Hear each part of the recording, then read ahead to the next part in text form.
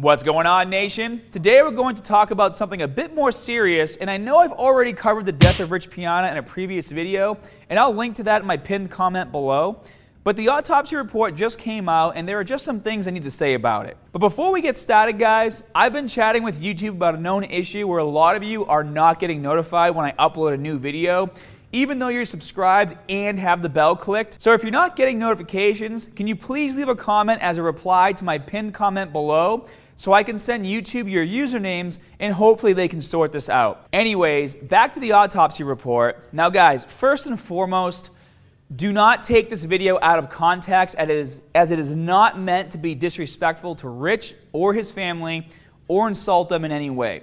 The reason I'm making this video is because I don't think it's right that we continue to mask the real reason why Rich died, because clearly his death was a direct result of years of taking large amounts of anabolic steroids. From a medical and nutritional standpoint, when I look into Rich Piana's autopsy, I see two things very clearly. Number one, I see way too much cholesterol.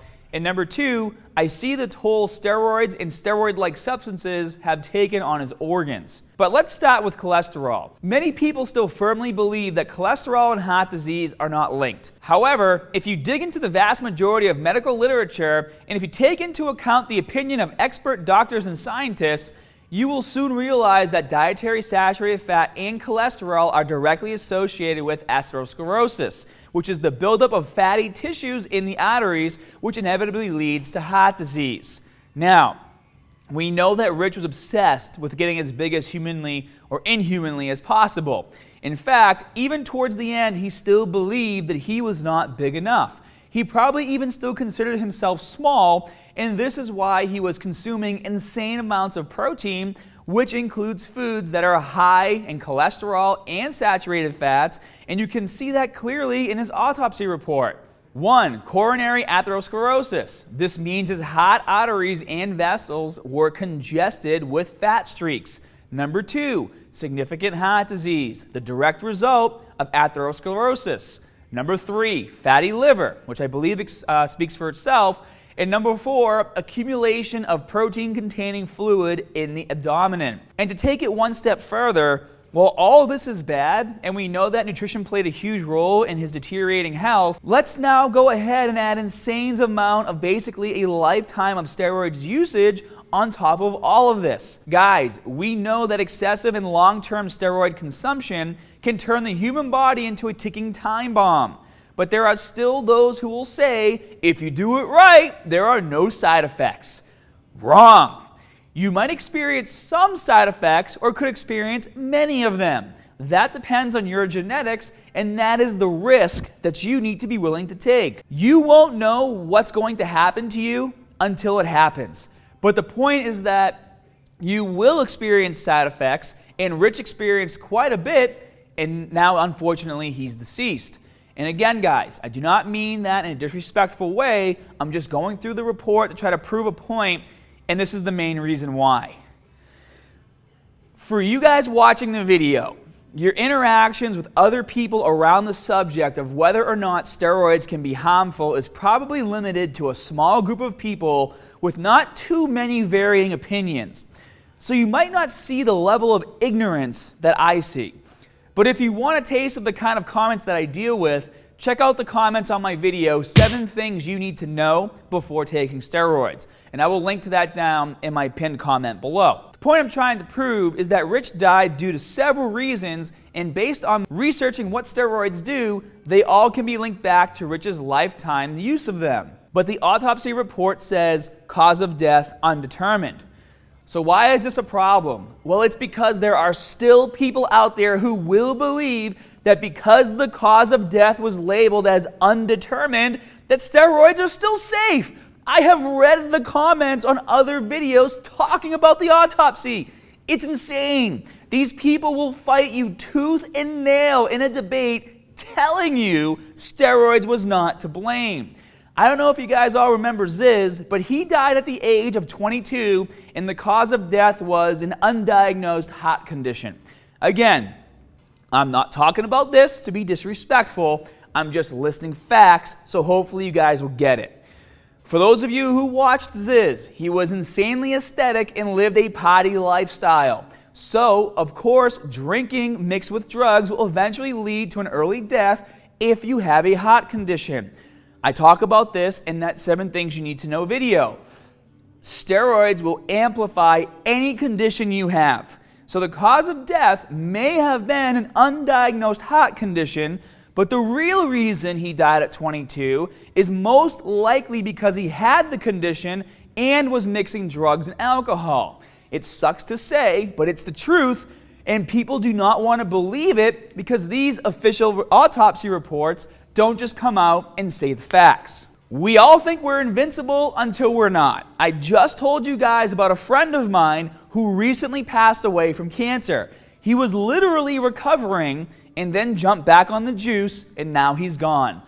Steroids amplify any condition, so that mixed with the mutated cells in his body sped things up, and he died. It sucks, we were all very hurt by this. Guys, this is the message I'm trying to drive home, and this is the message I think that if we could talk to Rich, Ziz, my friend, or the thousands of people that you don't even know about that have died from complications of steroids use, and that is that the risks are real, and I bet they would all rather be alive with their friends and family instead of leaving behind a tragic trail of sadness. But what makes me upset is that people like to say things like, Arnold took steroids and he's okay, he's still alive. Well, guys, of course you're going to know the names of the people who didn't die from complications of steroid use. That should be very obvious to you. There will always be people who have the genetics to make insane gains and for the most part have very little side effects to deal with, and this is why people say stupid things like, if you do it right, you'll be okay. No, guys, it's just that those people's genetics were more receptive than those who ended up paying the ultimate price, which is why you never see those people because they're not going to win if the steroids don't help them or if they have some severe complications. But if Arnold's dick didn't work anymore, do you really think that he's going to call TMZ with breaking news? I highly doubt it. And if he is experiencing side effects, I'm sure he's going to keep them to himself. You would do the same thing. And guys, even a short cycle of steroids can create permanent side effects. And I'll repeat this. Even a short cycle of steroids can create permanent side effects. So I don't want you guys to think, well, I'll just do 1 cycle and I'll be okay. In fact, I would be more than willing to give steroids a try for myself just to show you how much bigger and leaner I can get in 30 days.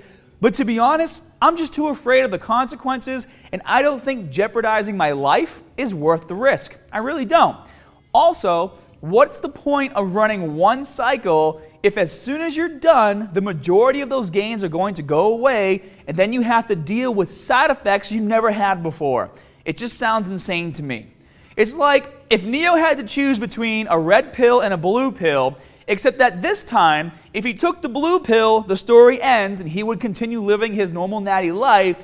But if he took the red pill, it would give him insane gains for 30 days, but a small flaccid penis once those 30 days are over. Which pill would you take? But back on topic, guys. If we take a look again at Rich's autopsy report, you can clearly see the direct results of his extensive steroid use. Enlarged heart, congested thyroid and kidneys, ischemic brain tissue, and the list goes on, and if you don't know what all that means, it basically says that his organs were pretty much shutting down. His hormone production was far from regulated, and he even displayed dead brain cells and brain edema, which means he probably had 0 blood and oxygen flow to some areas of his brain. So why is steroid abuse not being listed as the cause of death? Well, in my honest opinion, I feel like we don't list steroids as the cause of death for the simple reason that most people really still don't understand what they are and how they work. For the general public, if they know you take steroids, they automatically think you're a bad person or a cheater when it comes to the physique you've built. Personally, I think that's super ignorant, and I don't think steroids make you a bad person. It still takes years and hours a day of dedication and training to build an amazing physique, and if that's what you want to do, then it's your choice. I have friends who juice, and I don't judge them, and then they don't judge me for not doing it. The only people that I have a problem with are the ones who claim natural when they're not, because I think they're cowards, and I think that lying to the people that you inspire because you've built this amazing physique makes you worse than the shit on the bottom of my shoes. Steroids are a part of the industry, and they always will be a part of the industry. I just wish more of these guys could talk about it and not get in trouble for it, because then maybe more of you younger guys would understand the risks versus rewards much better and would make more informed decisions about it.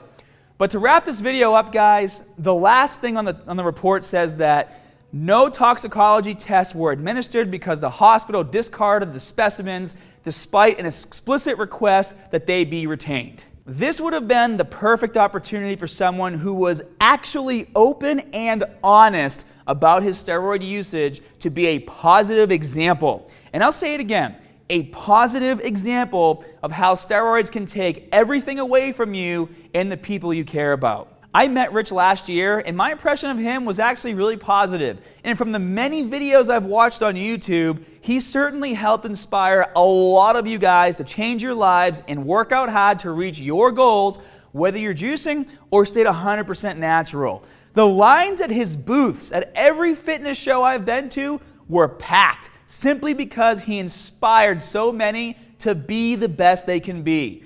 I personally will remember him in a positive light, and I think you should too.